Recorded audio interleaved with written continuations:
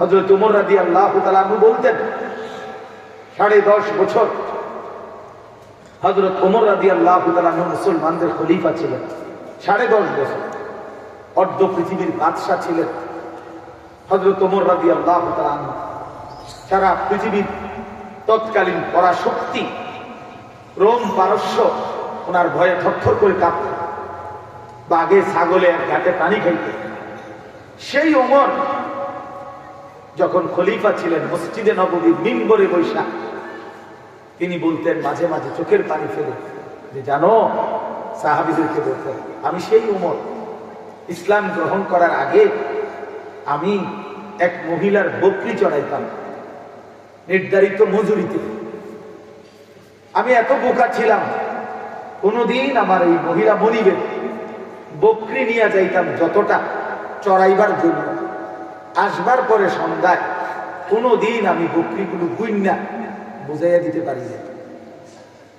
বকরিগুলো ফিরে দেখতাম না, যতটি নিতাম অতটি 2-4-5টা হারাই নিতাম। আমি এত আলাবলা ছিলাম, এত বেউকুফ ছিলাম, বোকা ছিলাম, ঠিক মতো হিসাব করে মিলাই দিতে পারতাম না। ইসলাম আমাকে এমন দামি বানাইছে, আজ সেই উমর আদা জাহানের বাদশাহী করছে। আমি সেই উমর যে বকরির হিসাব রাখতে পারতাম না, আজ অর্ধ পৃথিবীর বাদশাহী। ইসলামের বরকত, কোরআনের বরকত, রাসূলুল্লাহ সাল্লাল্লাহু আলাইহি ওয়াসাল্লামের সান্নিধ্যের বরকত, সান্নিধ্যের। এজন্য প্রিয় ভাই, নেককারের সাহচর্য, আল্লাহওয়ালার সান্নিধ্য, উত্তম প্রিয় মানুষের সোহবত মানুষকে বদলায়, মানুষকে বদলায়। চোখের দৃষ্টির সাংঘাতিক আসর, চোখের দৃষ্টি, গুনার নজর তাও জিন্দিগি বদলায়, নেকের নজর তাও জিন্দিগি বদলায়।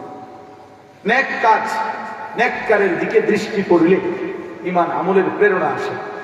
আর ভিন নারী নর্তকী ছবি, উলঙ্গ দৃশ্য, নাচ গান, অসভ্যতা, নোংরামি সেই ছবির দিকে নজর পড়লে তাও জিন্দিগি, শরীর বদলায়, ভিন্ন অনুভূতি আসে, গুনার চেতনা, গুনার প্রেরণা, অসভ্যতার নোংরামি, অশ্লীলতার কল্পনা জাগে, নোংরা জেনা ব্যভিচারের আকাঙ্ক্ষা জাগে। তাহলে নজর গুনার দিকে পড়লেও গুনাহের দিকে টেনে নিয়ে যায়, নজর ঈমান আমলের দিকে পড়লেও ঈমান আমলের দিকে নিয়ে যায়। এই জন্য এটা দোস্ত জরুরি বিষয়। এই মসজিদে জুম্মার বয়ান ওলামায়ে কেরামের দিকে তাকাইয়া শোনা উচিত। বয়স্ক অনেক লোক আছেন আপনারা, কেউ আছে অহংকারের কারণে মাথা ঘাড় নোয়ায়, ওরা মাতবর, ওরা কমিটির লোক, ওরা এলাকার সর্দার, ওরা ভূত মসজিদের টাইলস কি দিছে, বুঝলেন না, দোতলার ছাদ করে দিছে। এই জন্য কিছুটা অহংকারী ভাবের কারণে ওলামায়ে কেরামকে, ইমাম সাহেবকে পরোয়াই করে। ইমাম সাহেব তো আমরাই রাখছি, ইমাম সাহেব তো আমরাই রাখছি, এই জন্য গাড় নিচে দিকে নোয়ায় রাখে। কিছু আছে গাফলতির কারণে বসে বসে জুড়া, এরকম বর্ষি দিয়া মাছ ধরে, মসজিদে বইয়া মাছ ধরে। এই বর্ষি দিয়ে আগে মাছ ধরতো যে, তো এই যে এটা আপনার এইটা একটু পরপর নিচের দিকে ডাইবা যায়, আবার ওঠে। তো এই জন্য এই গাফেল মাঝ বয়সী মানুষ প্রথম কাতারে থাইকেও 30 বছর পরেও জিন্দিগি বদলায়। 50 বছর ধরে সামনের কাতারে নামাজ পড়ে, আজও একটা সূরা কেরাত শুদ্ধ হয়। এই মানসিকতাটাই জানেন এটা কি বদনসিব, কি নামাজ পড়লেন চাচা, ইমাম সাহেব থেকে কি শুনলেন, প্রত্যেক দিন এশার নামাজ, ফজরের নামাজ, মাগরিবের নামাজ, 3টা ওয়াক্ত নামাজ ইমাম সাহেব আওয়াজ করে সূরা কেরাত পড়ে। আপনি তো শুনতেছেন ওনার, তা আপনারটা যে ওনার মতো হয় না, অশুদ্ধ আপনারটা। এদ্দুর দেমা, এদ্দুর আকল 50 বছরও আপনার বিবেকের মধ্যে আসে নাই। আপনার বিবেকীরা কি তা? আপনার বিবেকে আপনার মাথাটার মধ্যে ভাত তরকারি ছাড়া রাখে কি? পাঙ্গাসার তেলাপিয়া ছাড়া তোর ভিত্তি কি বলে? ইনসাফের সাথে বলে 50 বছরও এতটুকু ভাবনা আসলো না যে হায় আমার ওযু গোসল, আমার নামাজ, আমার সূরা কেরাত তো ঠিক কই কোনো মানসিকতাই না, শেখা কোনো মানসিকতাই না।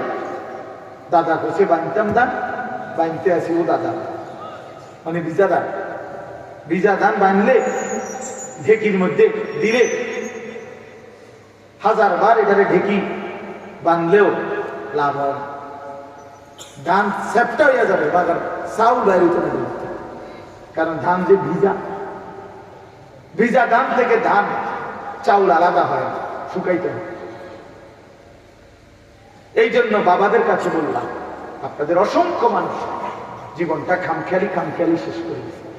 আপনারা মনে করেন নামাজ পড়তেছেন, কিন্তু আল্লাহর কসম আল্লাহ, দুই জিনিস যার ইবাদতের মধ্যে নাই তার ইবাদত কবুল হয় না।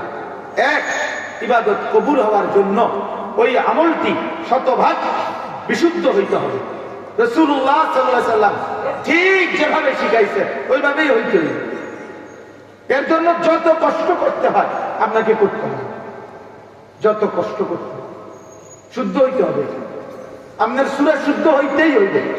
আপনি জেনারেল না পাবলিক, আপনি গ্রামের না আপনি দিন মজুর, এই সমস্ত কথা বললে হবে। ছোটবেলায় পড়ি নাই, মাদ্রাসায় শিখি নাই, আব্বাই পড়ায় নাই, অথবা কামে লাগাইয়া দিছে, অল্প বয়সে বিদেশ পাঠাই দিছে, বিয়া করাই দিছে, এই সমস্ত পাকনা আলাপ সিহনা আলাপ করলে হবে না। আল্লাহর কোরআন শুদ্ধ যার হয় না তার নামাজ হয় না। সূরা কেরাত দোয়া কালাম যার অশুদ্ধ তার নামাজ অশুদ্ধ। রুকু সেজদা যার অশুদ্ধ তার নামাজ অশুদ্ধ।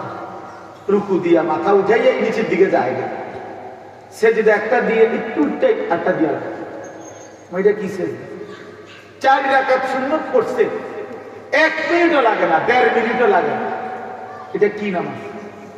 100 দানার তসবিহ পড়ে ফেলছে, সুবহানাল্লাহ 33 বার, আলহামদুলিল্লাহ 33 বার, আল্লাহু আকবার 34, 1 মিনিটও লাগে না। ওইটা কি মেশিন লাগাই? এটা কি মেশিন দিয়ে তুমি? এটা তো চায়না না জাপানি, না চায়না এত দ্রুত চলে, জাপানি ধরতে না। আলহামদুলিল্লাহ আলহামদুলিল্লাহ আল্লাহ, কি তামাশা? আল্লাহর সাথে তামাশা করে, আল্লাহর সাথে তামাশা করে। 1 মিনিট কল্পনা করে দেখেন, রাসূলুল্লাহ সাল্লাল্লাহু আলাইহি ওয়াসাল্লাম তিনি এভাবে তাসবিহ করছেন, তিনি এভাবে নফল করছেন, তিনি এভাবে নামাজ পড়ছেন। আম্মা জান আয়েশা রাদিয়াল্লাহু তাআলা আনহা বলতেন, আল্লাহর নবী সাল্লাল্লাহু আলাইহি ওয়াসাল্লামের রাত্রি বেলার সেজদা দেখলে মাঝে মাঝে আমি ভাবতাম, হাত্তা যানানতু আন্নাহু কুবিরা, এত লম্বা সেজদা দিতেন মনে হতো যেন তিনি ইন্তেকাল হয়ে গেল কিনা। হাত্তা যানানতু আন্নাহু কুবিরা, না জানি নবীজির জান কবজ হয়ে গেল কিনা। তাহলে মাথা উঠায় না, এত লম্বা সেজদা, এত লম্বা সেজদা। হযরত হুযায়ফা রাদিয়াল্লাহু তাআলা আনহু বলেন, একদিন নবীজির পিছনে আমি নফল 1 রাকাত নামাজ পড়তে গিয়ে দেখছি 10.5 পারার চাইতে বেশি কোরআন শরীফ নবী পড়লেন, সমপরিমাণ রুকু দিলেন, সমপরিমাণ লম্বা সেজদা দিলেন। দ্বিতীয় রাকাতে দাঁড়াইছে, আর নফল নামাজ আমি নিয়ত ছাইড়া গেছি। উনি সাহাবী বলতেছেন, তাই বুঝছি এবার দইলে বাকি কোরআন শেষ করলেন। লক্ষণ ভালো না।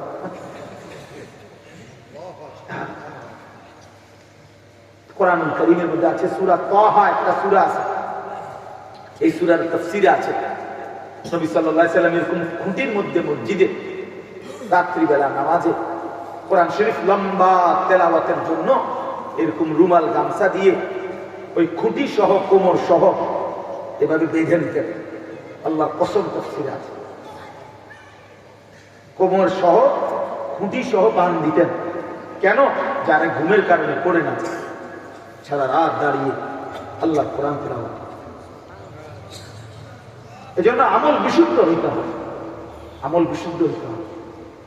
হজ্জের সফরে যাই, কত মানুষ রে, কত বাবা চাচা করে আত্ম তৈরি ঠিক করাবেন না, এবারে আল্লাহর ঘর দেখছি হুজুর, আল্লাহর রহমতে আমি উদয় আল্লাহ আল্লাহর ঘরান দেখাইছে, ঠিক আছে, আল্লাহর ঘর দেখা একটা ফজিলত, কিন্তু হজ শুধু আল্লাহর ঘর দেখা না। কথা বুঝেন না? হজ মানে কি শুধু আল্লাহর ঘর দেখা? এটা ইবাদত। এর সুনির্দিষ্ট কি আছে, নিয়ম কানুন আছে, আপনাকে সেটা সহি হইতে হবে, শুদ্ধ হইতে হবে। হজের প্রশিক্ষণ নিতে কোন আমরা রাজি না, আমরা রাজি না। কেবল 14 গোষ্ঠীর কেউ জানা বাকি কিনা কেবল ঘুরে জিঙ্গা হয়ে গেল।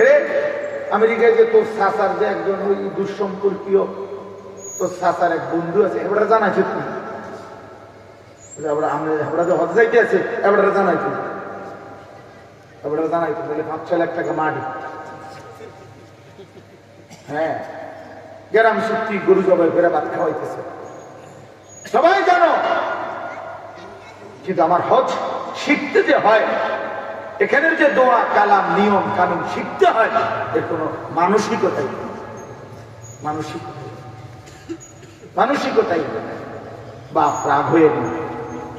ছেলেরা বাপ তোমরাও বুঝতে শিখো। বাবা তোমরা অনেকেই আছে জুমার নামাজ পড়ো, ঠিক আছে, কিন্তু যদি শরীর পবিত্র না হয়, ওযু ঠিক মতো না হয়, ফরজ গোসল যদি আদায় না হয়, প্রিয় বন্ধু, কাবা শরীফের ছাদে দাঁড়াইয়া নামাজ পড়লেও নামাজ হবে না। তোমরা অনেক ছেলে আছো যারা ফরজ গোসল সহি শুদ্ধ মতো জানো না।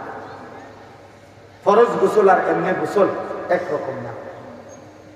বীর্যপাত হলে যেই গোসল করতে হয় সেই গোসল আর এমনি গোসল এক, সেটা শুধু ডুবাইলে হয় না, শরীয়ত সম্মত ভাবে কুলি করতে হয়, শরীয়ত সম্মত ভাবে নাকের নরম জায়গা পর্যন্ত পানি পৌঁছানো ফরজ।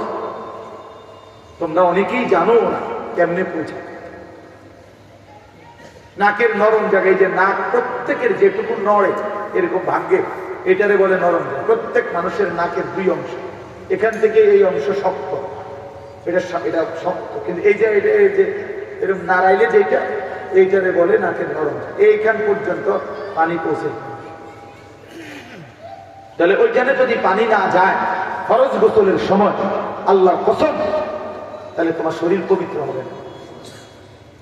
পরিচ্ছন্ন হয়েছে, পাউডার টাউডার দিছ, গাও সাবান টাবান ডুবছো, ঠিক আছে, সেটা আলাদা বিষয়, কিন্তু পবিত্র এটাকে বলে না। শরীয়ত সম্মত পদ্ধতিতে গোসল করলে সেটা পবিত্র হবে।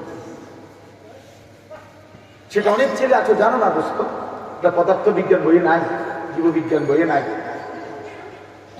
এটা জেনারেল স্কুলের কোনো বইতে নাই, এটা কোনো আলিম দ্বীন থেকে প্র্যাকটিক্যাল শিখতে হবে। শুনে নিলেও হবে না, তুমি বুঝতে না পারতা না, প্র্যাকটিক্যাল শিখতে হবে, দেখে শিখতে হবে, বুঝে নিতে হবে, নাইলে আজীবন তুমি না পার। আল্লাহর কসম, তুমি আজীবন না।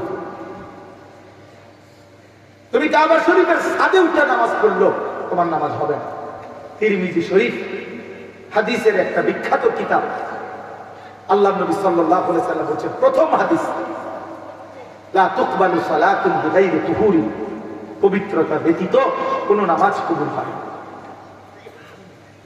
তাহলে এই জন্য বললাম, 1 নম্বরে বাবাদেরকেও বললাম, নওজোয়ান তোমাদেরকেও বললাম, আল্লাহর কাছে কোনো ইবাদত কবুল হওয়ার জন্য বিশুদ্ধ হওয়া, সহি হওয়া, সালেহ হওয়া, সহি শুদ্ধ হওয়া, এটা জরুরি। আমরা হুজুর সাধারণ মানুষ, আমরা গ্রামের মানুষ, আমরা মূর্খ সুরুক্ষ মানুষ, আমরা রিটার্ন করে লিখে আর আমরা পারবো কোন রকমে আল্লাহ আল্লাহ করে মরণের পাকনা আলাপ করে। আপনি যে কোন রকম মানুষ, আপনি যে গোস্ত খানা তুলে বন্ধ করে দেন, আপনি যেহেতু মূর্খ মানুষ, আপনি মাটির ঘরে থাকেন, আপনি বিল্ডিং এ হতেন কিনে, আপনি পড়ালেখা করছেন না, বলেন তো এটা রাজি হবেন? দুনিয়ার সমস্ত কিছু ভোগ করতে কোনো কিছু ছাড় দিতে রাজি না, আখিরাতের বেলায় এই সমস্ত 9-6 কথা কোনো অর্থ নেই, কোনো অর্থ নাই। বাবা হিসাব আপনি নিবেন না, হিসাব আমি নেব না, হিসাব দুনিয়ার কেউ নিবে না, মহান আল্লাহ পাক। এজন্য নেক আমল আল্লাহর কাছে কবুল হইতে হইলে বিশুদ্ধ হইতে হয়। আপনাকে শিখতে হবে, আপনাকে ওযু শিখতে হবে, গোসল শিখতে হবে, নামাজ শিখতে হবে, আত্তাহিয়াতু দুআয়ে কুনুত দুআয়ে মাসুরা শুদ্ধ করতেই হবে, সানা তাশাহুদ শুদ্ধ করতেই হবে। কোন যুক্তি না, আপনি মূর্খ না বা কলম, এটা দেখার বিষয়, দেখার বিষয়। প্রিয় ভাই, তুমি স্কুলে পড়ছো না মাদ্রাসা, এটা দেখার বিষয়। তুমি আখিরাতে যাবা কিনা সেটা বলো, তুমি মরবা কিনা সেটা বলো, তুমি আল্লাহর কাছে হিসাব দিবা কিনা সেটা বলো। আলা ইয়াযুন্নু উলাইকা আন্নাহুম মাবউসুন, আল্লাহ বলে বান্দা তোমরা কি ভেবেছো, তোমরা কি আমি আল্লাহর সামনে হাসরের ময়দানে উঠবা না? এই জন্য এইটা বলি। 2 নাম্বার, কোন আমল আল্লাহর কাছে কবুল হওয়ার জন্য দ্বিতীয় শর্ত হইল আল্লাহর জন্য হওয়া। কার জন্য হওয়া? বলে আল্লাহর জন্য। এই 1 নাম্বার বিশুদ্ধ হওয়া, 2 নাম্বার আল্লাহর জন্য হওয়া। বিশুদ্ধ হইতে হবে, আল্লাহর জন্য হইতে হবে। বিশুদ্ধ হইল আল্লাহর জন্য হইল না, হবে না। আল্লাহর জন্যই হয়েছে কিন্তু বিশুদ্ধ হয় নাই, তাইলেও হবে। 2টা মিললে সেটা আমলে সালেহ, সেটা আল্লাহ কবুল করে। আল্লাহ আমাদেরকে তৌফিক দান করেন।